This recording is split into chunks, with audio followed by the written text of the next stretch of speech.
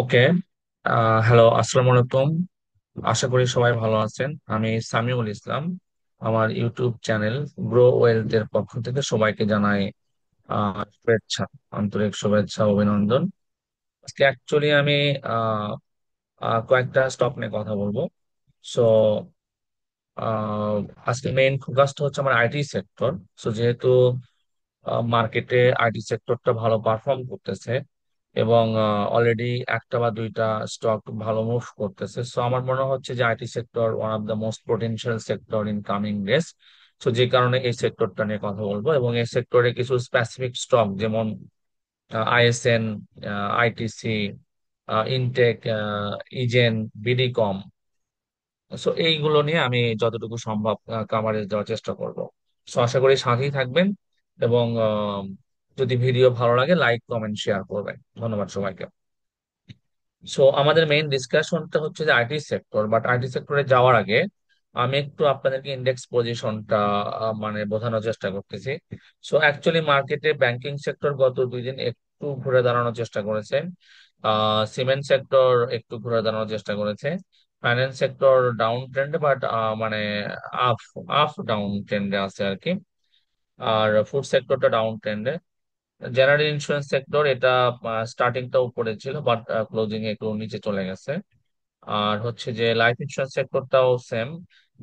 IT সেক্টরটা গতদিন মানে গত মার্কেটের আগের মার্কেটে ভালো ঘুরে দাঁড়িয়েছে, বাট গত মার্কেটে একটু মানে স্টার্টিংটাও পড়েছিল, বাট ক্লোজিংটা একটু নিচে, বাট স্টিল আপ ট্রেন্ডে দেখা যাচ্ছে আর কি। তো ওভারঅল যদি আমার কাছে জানতে চান যে নেক্সট সেক্টরটা কি হতে যাচ্ছে, সো আমি অবশ্যই নেক্সট সেক্টরে ফার্স্টে রাখবো আইটি কে। IT can be the first choice, and second choice হচ্ছে জেনারেল ইন্স্যুরেন্স, বিকজ এই সেক্টরটা দেখেন আস্তে আস্তে আস্তে আস্তে ভলিউম ঘুরে দাঁড়ানোর চেষ্টা করতেছে এবং ক্যান্ডেল উপরের দিকে ফর্ম করতেছে। সো ডিটেল আলোচনা করা যাবে, বাট আমি আজকে এই ভিডিওতে আমি আইটি সেক্টরটাকে ফোকাস করতেছি। So let's go to the IT sector. So IT সেক্টরের ভিতরে আমি প্রথম যে স্টকটা নিয়ে কথা বলবো সেটা হচ্ছে আইএসএন। আইএসএন নিয়ে কেন প্রথমে কথা বলবো, বিকজ আইএসএন অলরেডি মার্কেটে একটা স্ট্যান্ডার্ড ফিক্স করেছে। আইএসএন মার্কেটে অলরেডি একটা স্ট্যান্ডার্ড ফিক্স করেছে এবং যে স্ট্যান্ডার্ডটা অন্যগুলো ফলো করার জন্য রেডি হচ্ছে, এটা আমার পার্সোনাল অ্যাজাম্পশন বা পারসিপশন। সো এই আই আইএসএন শেয়ারটা যদি আমরা একটা উইকলি চার্টে দেখি, তাহলে দেখবো এটা কিন্তু কন্টিনিউয়াস একটা আপ ট্রেন্ডে ছিল। কন্টিনিউয়াস এখান থেকে যদি দেখেন, সো একটা আপ ট্রেন্ডে ছিল আর কি। একটা কন্টিনিউয়াস আপ ট্রেন্ডে ছিল, কিন্তু রিসেন্টলি স্টকটা মানে আউটব্রেক করে অনেক উপরে চলে গেছে, যেটার নর্মাল রেঞ্জ আমরা ধরতে পারি 40 টাকার কাছাকাছি। যে শেয়ারটা সাধারণত 40 টাকা বা 45 টাকা এই রেঞ্জের ভিতরেই থাকতো। সর্বোচ্চ এর আগে 76 টাকা উঠেছিল।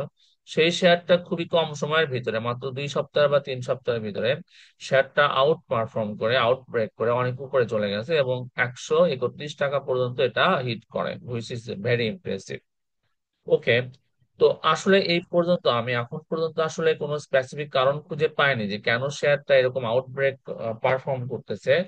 বাট যেটা আমি একটু দেখলাম যে এটার পাবলিক পোর্শন বা পাবলিক হোল্ডিংটা সাডেনলি অনেক কমে গিয়ে ইনস্টিটিউশনাল হোল্ডিং অনেক বেড়ে গেছে।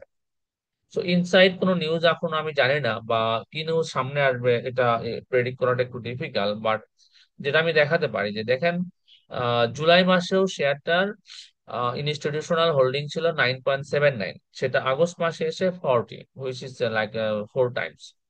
তো এবং পাবলিক পোর্শনটা কিন্তু 68% থেকে কমে এটা হচ্ছে 38%-এ চলে আসছে, মানে এখানে 30% কমেছে, এখানে 30% বেড়েছে। So one of the reason আমি যেটা অ্যাজিউম করতেছি যে এই সেক্টর, এই শেয়ারটার ডিরেক্টর হোল্ডিংটা বিলো 30%, মানে যেটা 21.48% ডিরেক্টর হোল্ডিং। কিন্তু এই সেক্টরের অন্যান্য হোল্ডিং মানে অন্যান্য শেয়ারের বেশিরভাগের ডিরেক্টর হোল্ডিং 30%। তো হয়তো বা এমন হতে পারে যে আগামীতে এই ডিরেক্টর হোল্ডিংটাকে স্ট্রংলি কনফার্ম করার জন্য কোনো নিউজ টিউজ আসবে এবং যখন ডিরেক্টরদেরকে শেয়ার বাই করতে হবে এবং তখন এই যে ইনস্টিটিউশন যে শেয়ারটা বেশি দামে কিনেছে তখন হয়তো তারা একটা সেলস দেওয়ার সুযোগ পাবে আর কি। So, এটা একদমই ব্যক্তিগত, আমার ব্যক্তিগত পারসেপশন। আমি জানি না যে কোনো ইনসাইড নিউজ আছে কিনা, কিন্তু শেয়ারটা সাডেনলি একটা আউটব্রেক পারফর্ম করে অনেক উপরে চলে গেছে। আচ্ছা, তো আমার এখন যেটা মেইন পয়েন্ট, এটা তো অনেকেই কিনতে পারছেন, অনেকেই লাভ করতে পারছেন, আবার অনেকে পারেননি। তো যখন একটা সেক্টরে একটা শেয়ার এরকম আউটব্রেক করে, তখন অন্য শেয়ার গুলো এই সেক্টরাল মুভমেন্টটাকে ফলো করে। So, যেটা লাইক ইনটেক ইনটেক গত মানে আইএসএন এর সাথে সাথে এই শেয়ারটাও পারফর্ম করার জন্য রেডি ছিল, বা সে পথেই মুভ করেছিল। কিন্তু সাডেনলি মার্কেটটা একটু ডাউন ট্রেন্ডে আসার কারণে একটু কারেকশন দিয়েছে, কিন্তু আবারও কিন্তু এটা আপ ট্রেন্ডে যাচ্ছে, এবং উইথ গুড ভলিউম। মানে যদি এমন হতো যে শেয়ারটার প্রাইস বাড়তেছে কিন্তু ভলিউম নাই, সেটা হয়তো একটা সাসপিশিয়াস সিচুয়েশন হতে পারতো। কিন্তু যখন প্রাইস বাড়তেছে সাথে ভলিউম বাড়তেছে, তার মানে স্টিল এই শেয়ারটার আবারও হয়তো একটা র্যালি শুরু করার সম্ভাবনা আছে। আর যদি আমরা ইনটেক না আরেকটু ডিটেল আলোচনা করি, সেটা হচ্ছে দেখেন ইনটেকের এইখানে 45 টাকা রেঞ্জ একটা স্ট্রং রেসিস্টেন্স আছে। মানে 2021 সালের পরে থেকে, এই শেয়ারটা মানে 2-3 বার চেষ্টা করেছে এটা ব্রেক করতে, কিন্তু এটা এখনো ব্রেক করতে পারেনি। এবারও চেষ্টা করেছে, কিন্তু সেখান থেকে ফিরে এসেছে। ব্রেক করবে কিনা এটা শিওর করে কেউ বলতে পারবে না, কিন্তু যেটা আমি বলতে পারি যে এখানে কিন্তু শেয়ারটা একটা ভলিউম ধরে রেখেছে। দেখেন, এই দিকে শেয়ারটার কোনো ভলিউম ছিল না, কিন্তু এখানে শেয়ারটা ভলিউম ধরে রেখেছে। আচ্ছা, যদি আগের এরকম কোন সিচুয়েশনকে আমরা মানে কম্পেয়ার করার চেষ্টা করি, সেখানে কিন্তু ভলিউম উঠে সাডেনলি ভলিউম ফল করে শেয়ারটার প্রাইস ফল করে। এবং যদি আরেকটু আগে দেখা যায়, এখানে একটা নির্দিষ্ট রেঞ্জে আস্তে আস্তে আস্তে আস্তে গেইন করেছে। সো ওভারঅল যেটা বলতে পারি যে যেহেতু শেয়ারটা গত 3 সপ্তাহ 4 সপ্তাহ একটা নির্দিষ্ট ভলিউম ধরে রাখতেছে, এবং একটা কালেকশন দিয়ে আবারও মুভ করার চেষ্টা করতেছে, সো স্টিল আমরা শেয়ারটা নিয়ে আশাবাদী হতে পারি। এবং আরএসআই 50 টাচ করে আবার উপরের দিকে যাচ্ছে। সো টেকনিক্যালি ইট লুক ভেরি গুড। এবং এই সেক্টরেরই যেহেতু একটা শেয়ার অলরেডি আউট পারফর্ম করে অনেক উপরে চলে গেছে, সো অবশ্যই পরবর্তীতে এই শেয়ার গুলো সেই ট্রেন্ডটা ফলো করার চেষ্টা করবে। সো এটা আমার পার্সোনাল অ্যাজাম্পশন। এখন দেখা যাবে মার্কেট কিভাবে এটাকে রিয়াক্ট করে আর কি। আর যদি আমরা আইএসএন এর যদি আমরা সরি ইনটেকের যদি আমরা ডিরেক্টর হোল্ডিং গুলো বা একটু ফান্ডামেন্টাল দেখার চেষ্টা করি, সো এটা ডিরেক্টর হোল্ডিং আমি একটু আগে দেখেছি 30%-এর বেশি, বা 30%, 30% ডিরেক্টর হোল্ডিং। ওকে, ইনস্টিটিউশন কিন্তু বেড়েছে। ইনস্টিটিউশন জুলাই থেকে আগস্টে 10 থেকে 17 হয়েছে। এটা গুড একটা ইনস্টিটিউশন যখন পজিশন, এবং ফরেনও বেড়েছে। সো দুইটা জিনিস এখানে উল্লেখ করার মতো, যেখানে ইনস্টিটিউশনের পোর্শনও বেড়েছে, ফরেন ইনভেস্টমেন্ট পোর্শনও বেড়েছে, পাবলিক পোর্শন কমেছে, যেটা একটা ভালো ইন্ডিকেশন। আচ্ছা, আমার এরপরের যে স্টকটা নিয়ে কথা বলবো সেটা বিডিকম। কারণ যখন আমরা আইটি সেক্টর নিয়ে কথা বলি, আইটি সেক্টরে 2016-র আগে পর্যন্ত যে স্টক গুলো ছিল, মাত্র 3-4টে স্টক ছিল। সেটা হচ্ছে যে আইএসএন, ইনটেক, অগ্নি, বিডিকম, এই 4টে শেয়ার আমি দেখেছি। তারপরে হয়তো আস্তে আস্তে কিছু স্টক মার্কেটে লিস্টেড হয়েছে। কিন্তু যেহেতু আইএসএন একটা পুরাতন ক্যাটাগরি শেয়ার, মানে অনেক আগে থেকে লিস্টেড, তো যদি আইএসএন এর পরে ইনটেক আসবে স্বাভাবিক, ইনটেকের পরে বিডিকম আসবে স্বাভাবিক, বিডিকম এর পরে অগ্নি আসবে স্বাভাবিক। তো এই ট্রেন্ডটাই ফলো করার কথা।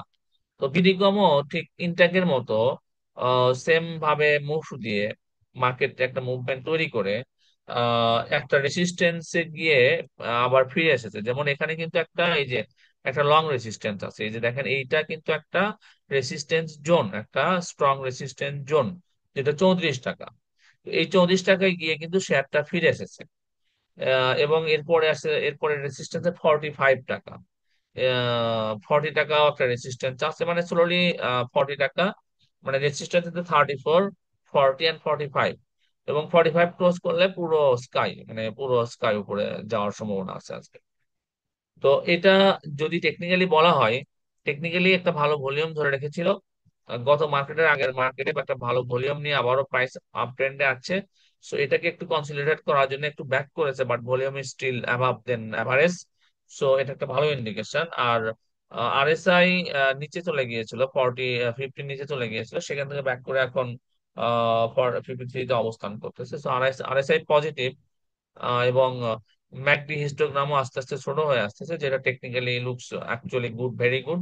এবং টেকনিক্যালি এটা ইন্ডিকেট করতেছে যে এই শেয়ারটা আপ ট্রেন্ড হয়তো শুরু করতে পারে। এখন ডিপেন্ড করে মার্কেট কিভাবে এটাকে রিয়াক্ট করবে আর কি। সো ফান্ডামেন্টালটা ওখানে আর গেলাম না, বিকজ ভিডিও বড় হয়ে যাচ্ছে। So, এরপরের স্টকটা যেটা আমি নিয়ে কথা বলবো সেটা হচ্ছে অগ্নি সিস্টেম। অগ্নি সিস্টেমও এটা ডাউন মার্কেটে, যেমন গত নভেম্বর ডিসেম্বরে যখন মার্কেট ডাউন ছিল, সেই ডাউন মার্কেটে কিন্তু এই শেয়ারটা 25 টাকা থেকে 41 টাকা পর্যন্ত একটা র্যালি করেছে আর কি। এবং এর আগের যদি র্যালি দেখেন, এটা কিন্তু একটা আপ ট্রেন্ডের শেয়ার ছিল, কিন্তু সাডেনলি কোনো একটা কারণে সেই র্যালিটা ব্রেক করে। কিন্তু একটা নির্দিষ্ট সাপোর্ট নিয়ে, 22 টাকাতে একটা সাপোর্ট নিয়ে সেটাকে আবার ব্রেক করে, এবং 22 টাকাতে ডাবল বটম ক্রিয়েট করে। সো যেহেতু 22 টাকাতে ডাবল বটম ক্রিয়েট করেছে, সো এটা ধরে নেওয়া যায় যে হয়তো 22 টাকার নিচে শেয়ারটা ভেরি সুন যাবে না। আর এখান থেকে ব্যাক করে একটা আপ ট্রেন্ড তৈরি করার চেষ্টা করতেছে উইথ সেক্টর ফোকাসিং। যেহেতু সেক্টর ভালো পারফর্ম করতেছে এবং সাথে ভালো ভলিউম নিচ্ছে, সো যদি আইটি সেক্টর ভালো পারফর্ম করে এবং ইনটেক, আইএসএন, বিডিকম এগুলো যদি আপ ট্রেন্ডে যায়, তো সাথে এটাও সেম ডিরেকশন ফলো করার কথা। সেক্টর পারফর্ম করলে এটাও ওই অন্যান্য যে হাইপার গ্রোথ স্টক যেগুলো নিয়ে আমরা কথা বলতেছি, সেগুলো যদি আপ ট্রেন্ডে থাকে, তাহলে এটাও আপ ট্রেন্ডে যাওয়ার কথা। বাট টেকনিক্যালি লাইক এটা ভলিউম ছিল, একটু ভলিউম কমে গিয়েছিল, বাট আবার ভলিউম বাড়তেছে। এমএসিডি হিস্টোগ্রাম ছোট হয়ে আসতেছে। এদিকে আরএসআই 50, মানে 50 ক্রস করতেছে।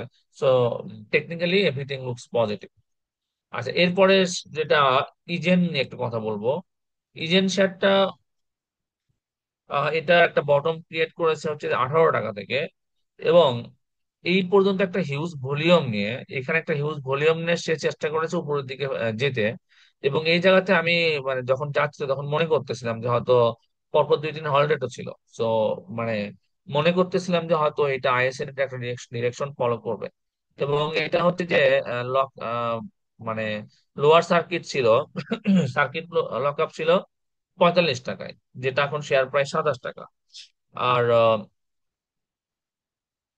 যদি আমরা একটা অ্যাভারেজ রেঞ্জ বোঝার চেষ্টা করি, শেয়ারটা আগের প্রাইস রেঞ্জ অনুসারে একটা অ্যাভারেজ প্রাইস 51 টাকা। সো 51 থেকে থেকে 60-65-এর ভিতরে ওঠানামা করতো, কিন্তু মার্কেট খারাপ হওয়ার কারণে শেয়ারটার প্রাইস অনেক নিচে নিচে চলে আসে, এবং সরি, এবং 18 টাকায় নেমেছিল আর কি।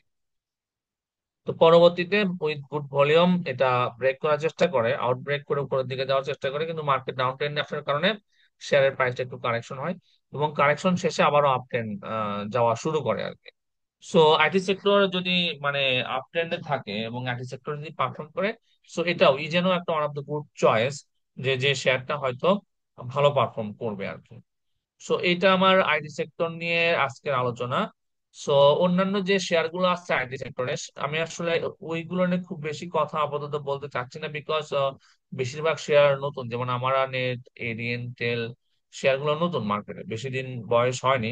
আচ্ছা, আরেকটা নিয়ে কথা বলা যেতে পারে, আইটিসি। এটা এটা এটা শেষ মানে আমার ভিডিও শেষ স্টক। আইটিসিটা হচ্ছে যেটা আমি এটা অ্যানালাইসিস করে বুঝতে পেরেছি যে আইটি সেক্টরে ফান্ডামেন্টালি সবচাইতে স্ট্রং, আর আইটি সেক্টরে সবচাইতে ভালো ডিভিডেন্ড দেয় যে শেয়ারটা, সেটাই হচ্ছে আইটিসি। তো এটা এর আগে 66 টাকা 60 টাকা পর্যন্ত উঠেছিল। আহ, কিন্তু তখনই আরো বাড়ার কথা ছিল, কিন্তু মার্কেট ডাউন হওয়ার কারণে তখন আর বাড়েনি। কিন্তু পরবর্তীতে 32 টাকা রেঞ্জ থেকে একটা র্যালি তৈরি করে, এবং যেটা 50 টাকা পর্যন্ত মুভ করে, তারপরে কারেকশনে আবারও আপ ট্রেন্ডে যাওয়ার চেষ্টা করতেছে, এবং ভলিউম ইজ গুড। আর যদি একটু ফান্ডামেন্টাল দেখা হয়, সো আইটি সেক্টরে মানে ঢাকা স্টক এক্সচেঞ্জ আসলে ফান্ডামেন্টাল বেস আসলে খুব বেশি রিফ্লেকশন আসে না, যেটা আমি ফলো করতেছি বা যেটা দেখতেছি। অনেক শেয়ার আছে কোনো ফান্ডামেন্টাল বেস খুবই উইক, বাট শেয়ার প্রাইস প্রতিদিনই বাড়ে, ইভেন ডাবল ট্রিপল হয়ে যায়। এটা আসলে বলা যাবে না কোনটা বাড়বে কোনটা কমবে। বাট আইটিসি শেয়ারটা যদি আপনি ফান্ডামেন্টালি যদি আইটি সেক্টর থেকে কোনো শেয়ার চয়েস করতে চান, তাহলে ITC can B a good choice with good fundamental with good dividend. প্রতি বছর মোটামুটি 10%-এর বেশি ডিভিডেন্ড দিচ্ছে, বোনাসও দিচ্ছে 2 বার। আর ইপিএস ভালো, 3 টাকা, 9 মাসে 3 টাকা ইপিএস আছে, এটা 4 মাসে হয়তো 4.5 টাকার মতো চলে আসবে আর কি, বা 4 টাকা চলে আসবে। এনএভি 20 টাকা। আগের বছরগুলো ইপিএস পজিটিভ ছিল। সো আগস্টে ইনস্টিটিউশনের পার্সেন্টেজ কমেছে, ফরেন পার্সেন্টেজ একটু বেড়েছে, কিন্তু খুব বেশি কিছু না আসলে। কিন্তু যদি আইটি সেক্টর থেকে ভালো ফান্ডামেন্টাল শেয়ার চুজ করতে চান, ITC can B a good choice. And nowadays, this technical indication also positive. RSI above 56, uh, indicating good thing. Also, MACD histogram ছোট হয়ে আসতেছে, উপরের দিকে আসতেছে, সো ইন্ডিকেট করতেছে share is going to be in the bull run. এখন কতটুকু দৌড়াবে এটা ডিপেন্ড করবে মার্কেটের উপরে এবং সাপ্লাই ডিমান্ডের উপরে, কিন্তু শেয়ারটা টেকনিক্যালি বুল রানের জন্য রেডি হচ্ছে। সো আজকের মতো ভিডিও এতটুকুই। সো আমি অ্যাকচুয়ালি আপনাদেরকে একটু রিকোয়েস্ট করব যে আমার ভিডিও দেখে যদি ভালো লাগে একটু লাইক কমেন্ট করবেন, একটু রিচ বাড়ে, আপনারা লাইক কমেন্ট করলে একটু রিচ বাড়ে। আর যদি শেয়ার দেন তাহলে তো আরো ভালো, তাহলে আরো আপনার বন্ধু বান্ধব দেখতে পারে। আর আমি সবার সাথে কমিউনিকেট করার চেষ্টা করতেছি যাতে সবাই এই মার্কেটটা নিয়ে একটা মিনিমাম লেভেলের হলেও নলেজ থাকে, শেয়ার পিক করা বা চুজ করা বা অ্যানালাইসিস করা এই সম্পর্কে যাতে ভালো ধারণা পায়। এবং আস্তে আস্তে আমি আমার এই আলোচনাটা শুধু বাংলাদেশি মার্কেট না, আমি বাইরের মার্কেট যেমন Nasdaq, new York stock exchange, এগুলো নিয়ে আস্তে আস্তে আলোচনা আসবো ইনশাল্লাহ। আশা করি সাথেই থাকবেন। আর সুন হয়তো আবার নতুন ভিডিও নিয়ে আসবো। ততক্ষণ পর্যন্ত ভালো থাকবেন, সুস্থ থাকবেন এবং হ্যাপি ট্রেডিং। ধন্যবাদ সবাইকে।